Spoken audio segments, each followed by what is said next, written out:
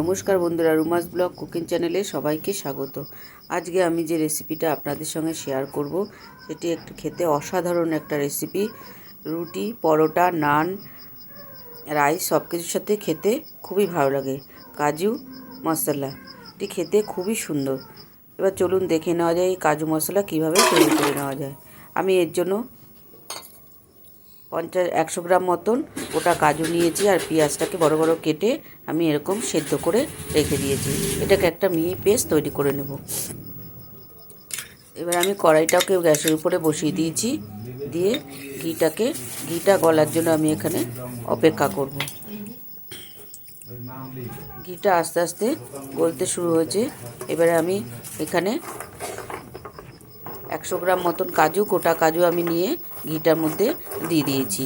ঘিয়ের মধ্যে দিয়ে আমি ভালো করে একটু লাল লাল করে ভেজে নিতে হবে। দেখুন লাল লাল করে ভেজে নেওয়া হয়ে গেছে। এবারে আমি কাজুগুলোকে অন্য একটা পাত্রের মধ্যে তুলে রেখে দেব। এই কাজু মশলা খেতে অসাধারণ লাগে। আমি সমস্ত কাজুগুলোকে একটা পাত্রের মধ্যে তুলে রেখেছি।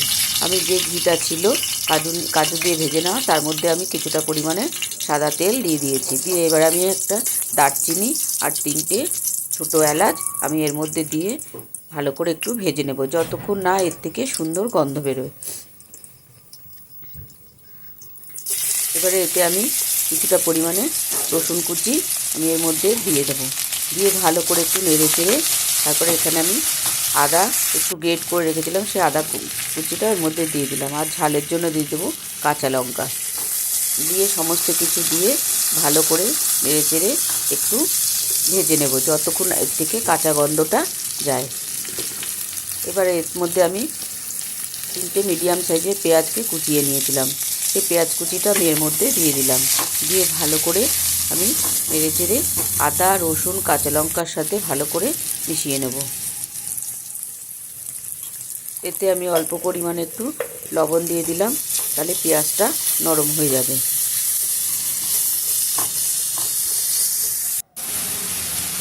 এবারে এতে পরিমাণ মতন আমি হলুদ দিয়ে দেব। হলুদটা দিয়েও ভালো করে আমি এই সমস্ত মশলার সাথে ভালো করে মিশিয়ে নেব।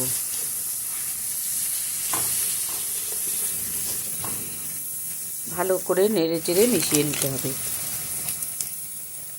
এবার আমি এতে দিয়ে দিলাম এক চামচি মতন, বড় চামচি 1 চামচি মতন ধনে গুঁড়ো আর 1 চামচি মতন জিরে গুঁড়ো দিয়ে আমি ভালো করে আবার একটু নেড়ে চেড়ে মিশিয়ে নেব। আর দিয়ে দিলাম কুচিয়ে রাখা টমেটো দিয়েও ভালো করে আমি এই সমস্ত মশলার সাথে ভালো করে মেশাতে থাকবো।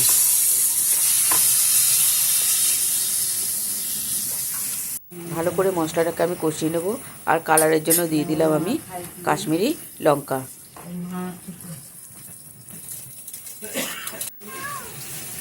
এবারে আমি যে কাজু আর পেঁয়াজের পেস্টটা ছিল সেই পেস্টটা আমি এর মধ্যে দিয়ে দিলাম। দিয়ে ভালো করে আমি এই সমস্ত কিছু পেঁয়াজ, আদা, রসুন, টমেটো সব কিছুর সাথে ভালো করে মিশাতে থাকবো। এইভাবে ভালো করে মিশিয়ে নিতে হবে। এই কাজু মশলা খেতে অসাধারণ লাগে, একদম রেস্টুরেন্টের মতন বাড়িতে এইভাবে তৈরি করে নেওয়া যায়। এবারে মিক্সির বাটিটা ধুয়ে আমি এর মধ্যে জল দিয়ে দিলাম। আমি পেঁয়াজ আর কাজু সেদ্ধ করা যে জলটা ছিল সেই জলটা আমি ফেলিনি, সেই জলটা আমি এর মধ্যে দিয়ে দিয়েছি। এতে এবারে পরিমাণ মতন একটু চিনি দিয়ে দিলাম, দিয়ে ভালো করে নেড়ে চেড়ে আমি ভালো করে মিশিয়ে নেব। এবারে আস্তে আস্তে দেখুন এর থেকে তেল ছাড়তে শুরু করেছে। এবারে ভেজে রাখা যে কাজুগুলো ছিল সেই কাজুগুলো আমি এর মধ্যে দিয়ে দিলাম। কাজুগুলো দিয়েও ভালো করে নেড়ে চেড়ে মিশিয়ে নিতে হবে।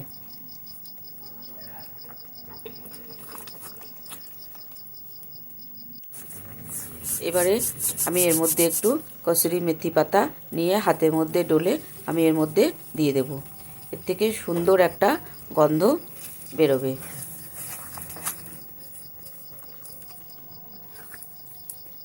একদম রেস্টুরেন্টের মতন কাজু মশলা আমার একদম রেডি হয়ে গেছে।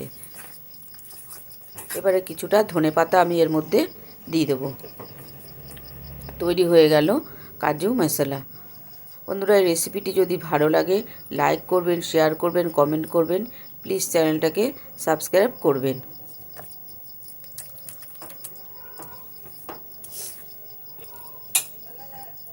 তৈরি হয়ে গেল আমার কাজু মশলা।